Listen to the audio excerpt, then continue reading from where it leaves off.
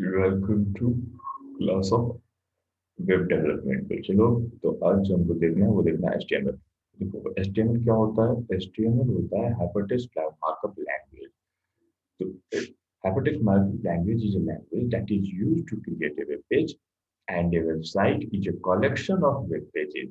A web browser only understands HTML tag, nothing else, to represent the information on the web browser. A web browser is translator for HTML document. HTML is a hypertext markup language. It is a predetermined set of markup tags used to design a web page. Because each element of a web page is uniquely identified by a specific tag. A web browser, Chrome, Internet Explorer, Firefox, Safari, and other web browsers are software to read HTML and display web page design as output.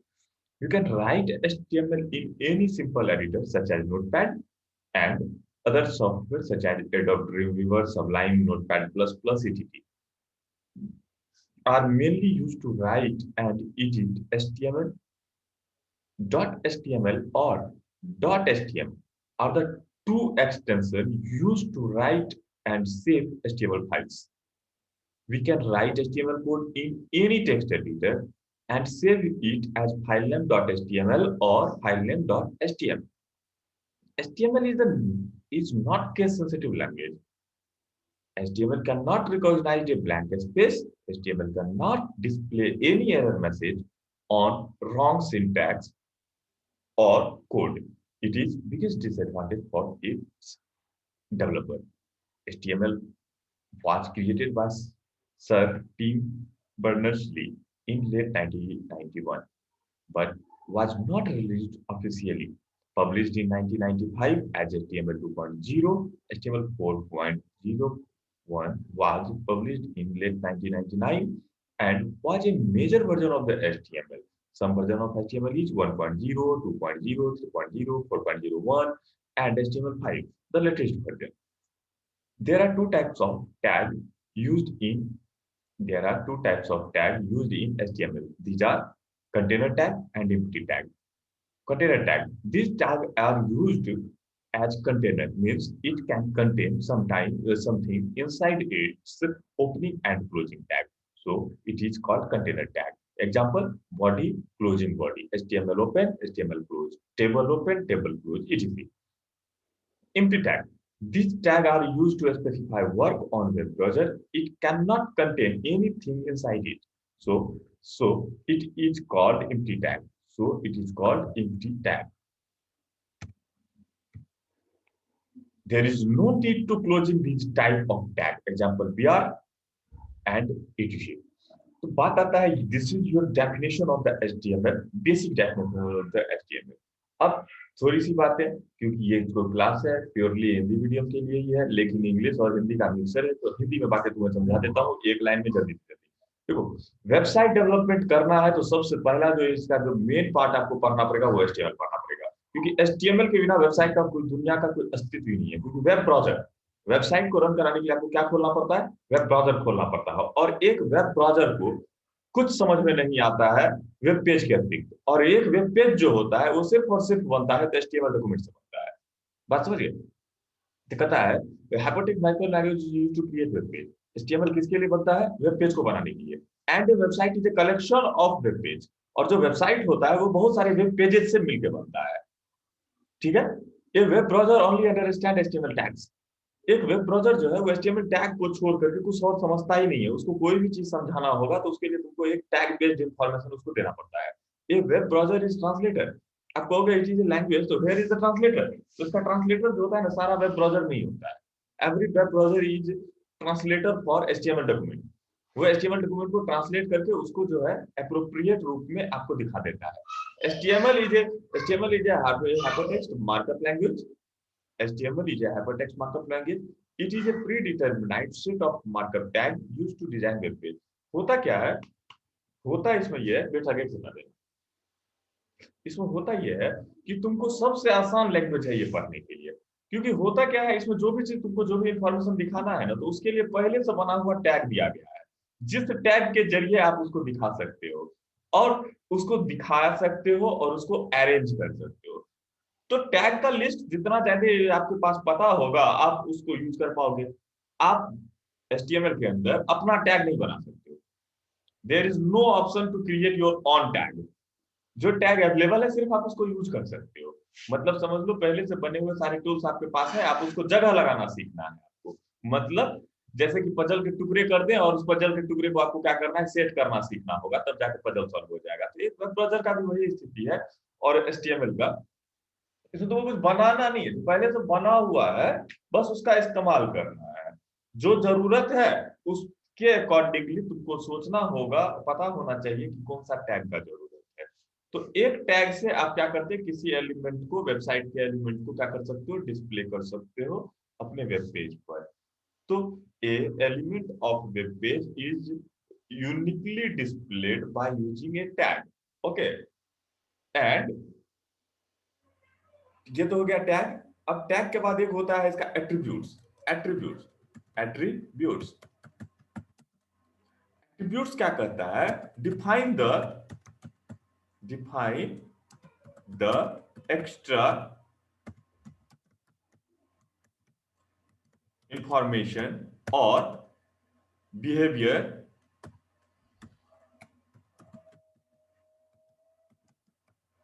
Of A element.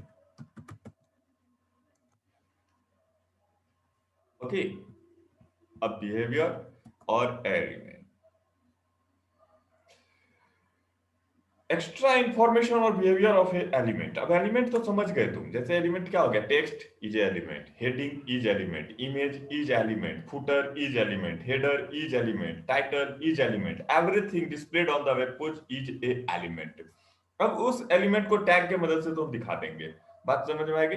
अब कुछ होता है कि उस tag से जैसे image लगा दिए तो आईएमजी टैग से लग जाएगा, ठीक है, क्योंकि इमेज टैग जो है इमेज एलिमेंट को दिखाने के लिए यूज होता है। लेकिन अब बताओ कि इमेज का साइज कैसे बताओगे, what is the width of image, what is the height of the image, मतलब border of the image, what is the source of the image, कौन सा इमेज दिखाना है। तो एक्स्ट्रा इंफॉर्मेशन जो आपको किसी एलिमेंट का, किसी टैग का दिखाया जाता है, दैट इज कॉल्ड एट्रीब्यूट्स।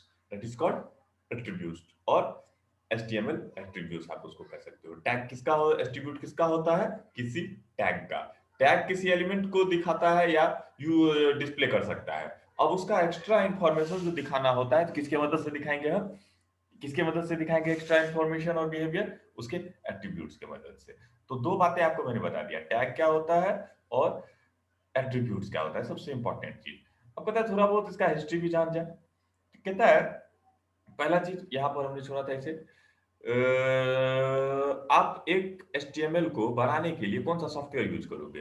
तो फॉर राइटिंग सोर्स कोड आप यूज कर सकते हो सिंपली नोटपैड का, या एडोब ड्रीमवीवर आता है, सबलाइम है, नोटपैड प्लस प्लस है, इट्स बहुत तरह का नोटपैड टेक्स्ट एडिटर है, आप जिसको यूज करके क्या कर सकते हो, HTML डॉक्यूमेंट लिख सकते हो। अब लिखोगे तो सेव करोगे तो इसका दो एक्सटेंशन होता है, या तो .html लिखोगे या तो .htm लिखोगे, नथिंग एल्स। आप HTML डॉक्यूमेंट को आइडेंटिफाई करने के लिए उसका एक्सटेंशन क्या लिखोगे, .html और .htm, ठीक है। Are the two extension used to write as HTML file?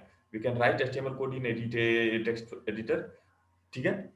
और एक चीज क्या होता है, HTML not case sensitive language, इसमें कोई फर्क नहीं पड़ता है कि तुम किस चीज को कैपिटल में लिख दियो, किस चीज को स्मॉल में लिख दियो। हाँ ठीक है, अगर इंफॉर्मेशन पार्ट होगा तो तुम स्मॉल में दोगे तो स्मॉल में डिस्प्ले होगा, लेकिन अगर टैग को रिप्रेजेंट करना है तो तुम कैपिटल लिखो स्मॉल लिखो, इससे कोई फर्क नहीं पड़ता है। HTML is not case sensitive language. HTML can not recognise a blank space. HTML कभी भी ब्लैंक स्पेस को नहीं समझता है, अगर 15-20 ब्लैंक स्पेस दे दोगे तो ये सबको इग्नोर कर देगा, इसीलिए स्पेस का कोई मतलब यहाँ नहीं बनता है। सिंगल स्पेस समझता है लेकिन मल्टीपल ब्लैंक स्पेस ये नहीं समझेगा। अब क्यों नहीं समझेगा, क्या इसका मतलब है, आगे चल के देखेंगे। HTML can not display any error message. होता क्या है, जनरली किसी लैंग्वेज को कोड लिखते हो और कंपाइल करते हो तो एरर दे देता है, तो प्रोग्राम में जो भी गलती होगा तुम आइडेंटिफाई कर सकते हो कंपाइलर की मदद से। लेकिन HTML के पेज को बनाते समय अगर डेवलपर ने कोई प्रॉब्लम किया है, कोड में कुछ गलती लिखा है, तो क्या होता है ना, डेवलपर को कोई एरर मैसेज नहीं मिलता है। अब जब एरर मैसेज नहीं मिलता है तो उसके लिए टेंशन थोड़ा बढ़ जाता है, देखने में उसका काम नहीं दिख रहा है सही से, जो करना चाहता था वो नहीं हो रहा है, लेकिन उसको ये भी नहीं पता चल रहा है कि what is the main error. तो एरर फाइंडिंग के लिए उसको पूरा कोड खुद से देखना पड़ता है। तो this is the main drawback of the HTML। HTML was created by sir Tim Berners Lee. ये एक साइंटिस्ट थे या आप कह लो सॉफ्टवेयर डेवलपर थे, जिन्होंने इसे बनाया था 1991 के आसपास, बट इसको रिलीज नहीं कर पाए ऑफिशियली। तो ये पब्लिश हुआ था इन 1995 HTML 2.0। जो ऑफिशियली ये लॉन्च हुआ वो 1995 में हुआ एज HTML 2.0। ठीक है, HTML 1 जो है ना उसको कभी वो रिलीज नहीं हो पाया। फिर उसके बाद HTML 2.0 आया, के बाद 3.0 आया, 4.01 जो था ना वो इसका सबसे तगड़ा मतलब कहते हैं कि मार्केट पकड़ा दिया है इसको। उसमें इतनी सारी फीचर्स थी और उस समय तक इंटरनेट हमारा इतना स्मार्ट हो चुका था कि इंटरनेट एग्जिस्ट करने लगा था दुनिया में। उस समय तक बेटर इंटरनेट मिला था सबको, वेब ब्राउज़र का कॉन्सेप्ट बहुत बेहतर हो गया था। तब एक्चुअली जो मिला ना तो 4.01 जो था HTML का वो मेजर वर्जन था, बहुत दिन तक यूज़ हुआ और अभी भी बहुत जगह यूज़ होता है। मेजर डेवलपर जो है इसी के डेवलपर हैं। लेकिन आज के डेट में जो लेटेस्ट वर्जन है वो है आपको HTML 5। अभी 5 से ऊपर नहीं आया है HTML का वर्जन। तो ये हो गया कुछ आपका हिस्ट्री। अब कहता है there are two types of tag. दो तरह का टैग होता है HTML में। किसी भी इंफॉर्मेशन को दिखाओगे तो टैग का जरूरत पड़ेगा और दो टाइप का टैग होता है। पहला टैग होता है जिस टैग को अपन लोग कहते हैं कंटेनर टैग। कंटेनर से मतलब ये हो गया जो कुछ कंटेन करके रखेगा, मतलब ब्लॉक ऑफ कोड के जैसा। मतलब स्टार्टिंग और एंडिंग दोनों बताना पड़ता है और इसके बीच में कोई कंटेनर के तरह आप क्या कर सकते हो, कोई भी एलिमेंट प्लेस कर सकते हो। तो कहता है these tag are used to used as container means it can contain something inside it। इसमें होता क्या है, ओपनिंग और क्लोजिंग रिक्वायर्ड होता है। जैसे कि ये देखो बॉडी और बॉडी, HTML और HTML, टेबल और टेबल। तो दोनों में अंतर क्या है, तो देखो एक में होता है स्लैश टेबल और एक होता है सिर्फ टेबल। तो it is opening tag and it is closing tag. तो जब आप किसी कंटेनर का इस्तेमाल करेंगे तो दोनों साथ में यूज होता है। लेकिन HTML में बहुत सारे ऐसे टैग हैं जिसको कि स्पेशली डिजाइन किया गया है किसी स्पेसिफिक काम के लिए, उसके अंदर कुछ नहीं डालना है। जैसे लाइन ब्रेक करना है तो this is your BR tag, paragraph change करना है तो this is your P tag. तो इसके अंदर कुछ नहीं है, इसका एक स्पेसिफिक मतलब है, तो इसीलिए इसे कहा गया है एम्प्टी टैग। अब एट्रीब्यूट हम तुमको बता ही दिए। अब नेक्स्ट आता है तुम्हारा जो हम देखते हैं हाउ टू राइट। नेक्स्ट है how to write your first page and run it और रन इट। तो इसके लिए आपको करना क्या है, इसके लिए आपको करना क्या है, प्रोसेस क्या है देखिए।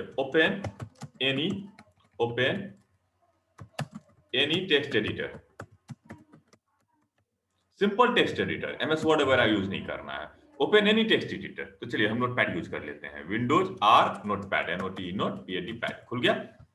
इसके अंदर आपको कोड लिखना है। तो कोड लिखने के लिए जो सबसे पहला कोड होता है इसके लिए वो होता है HTML और HTML और HTML close, HTML open and HTML close. तो ये दोनों टैग जो है ये कौन सा टैग है भाई, ये डिफाइन करता है कि भैया आप जो लिखने जा रहे हो ना एक HTML का पेज है। अब इसके अंदर जो लिखना है लिख दो ना, hello this is Raunak Singh,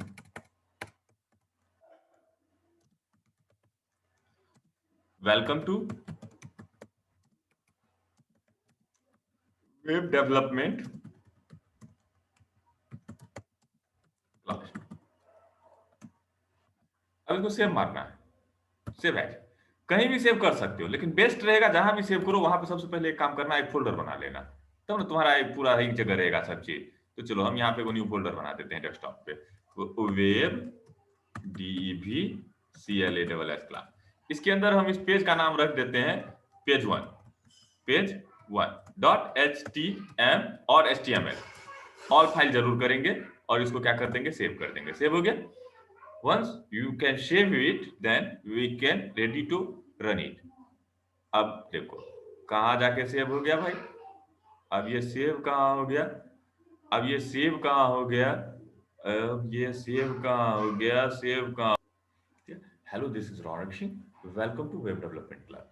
then save it, इसको सेव करना है आपको, सेव इट। तो डेस्कटॉप पे अपन ने फोल्डर तो बनाया लेकिन उसे सेलेक्ट नहीं किया, तो कहीं और सेलेक्ट हो गया होगा। तो वेब डेवलपमेंट, वेब डेवलपमेंट के नाम से भी एक फोल्डर बनाया था ना अपन ने, web development page 1 all file करके अपन ने इसे क्या कर दिया, सेव कर दिया। अब रन कैसे करेंगे, हाउ टू रन दिस? तो इसके लिए जहां तुम सेव किए हो उस फोल्डर पे चले जाओ। हमने वहां पे एक वेब डेवलपमेंट के नाम से यहाँ पे एक फोल्डर बनाया था, इसको खोला, इसके अंदर पेज 1 है ना। बाय डिफॉल्ट प्रॉपर्टीज में जा करके इसको सेट कर दो। अभी एक्चुअली नोटपैड हमने टेस्टिंग मोड में कर दिया था, इसको गूगल क्रोम कर देते हैं। हम क्रोम का इस्तेमाल बहुत ज्यादा करते हैं, आप कोई भी ब्राउजर यूज कर सकते हो। देखो यहाँ पे क्या खुल के आया आपको, यहाँ पे खुल के आया hello this is Raunak Kumar Singh, welcome to web development class. Okay, ये हो गया आपका वेब डेवलपमेंट क्लासेज का क्लास चालू। तो this is the your process through which we can write your code. Open any text editor, उसके बाद राइट